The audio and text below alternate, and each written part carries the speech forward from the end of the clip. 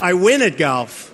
I win at golf. That I can tell you. Here's how Donald Trump ruined his course in Scotland. Donald Trump arrived on his personal jet. He was greeted by the Lord Provost of Aberdeen. That's Trump arriving in Aberdeen, Scotland, off an airline that no longer exists because, you know, bankruptcy. I'm going to build for the people of Scotland the greatest golf course anywhere in the world. There'll be nothing like it. It didn't happen. Trump knew this and did it anyway. Trump's desire was a golf course in Aberdeen right off the coast. He promised a 5-star hotel, 1,500 houses, and 6,000 jobs. First, he had to take on local residents. The first thing he said was, what's this land worth, $25 an acre?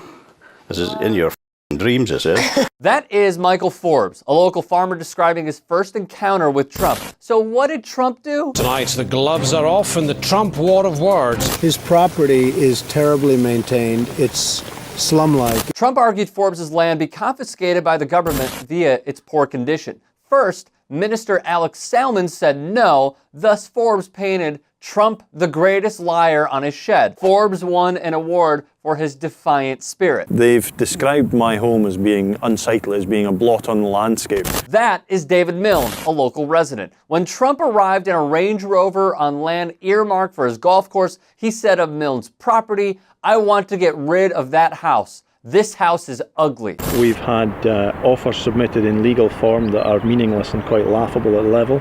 The offers, according to Milne, who has been threatened and verbally assaulted, were half of market value. Milne's view, once a pristine spectacle, is now this, and even this. They planted trees all around my boundary, again, deliberately to block my view a few months after. Because of Donald Trump. When Scotland proposed 11 200-foot tall wind turbines for renewable energy, Trump went off in Parliament. They are so unattractive, so ugly, that if Scotland does this, I think Scotland will be in serious trouble. Per the usual with Trump, there's more to it. He fears the windmills will spoil the view at his exclusive new £750 million golf resort. When Trump spouted the falsehood of negative environmental impacts of windmills... The question is, where is the clinical evidence? Well, first of all, I am the evidence. I think I'm more of an expert.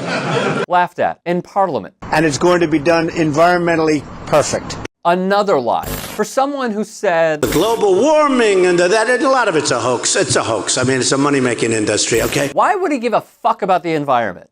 The dunes, which were home to rare wading birds and designated a special site for scientific interest, were bulldozed to make way for the fairways in 2009 and 2010. The Trump course's planning permission was granted on the basis that the potential economic benefit would outweigh environmental harm. However, most of its important geomorphological features have been lost or reduced to fragments, to which anti-Trumpsters took matters into their own hands. Still, Alex Salmond, the head of the Scottish government, believed in Trump. I thought they were a good idea. You were one of his big supporters. I supported the investments, yes, because they were good for Scotland. Salmond swayed politicians and, more importantly, the locals, which resulted in Trump opening the course. To zero surprise, Salmond now sees he was conned. The people who were putting it forward did not live up and honor the agreements they made to the Scottish people, he said. Trump tweets, "the greatest golf course anywhere," that would continue to lose money, roughly $1 million year after year,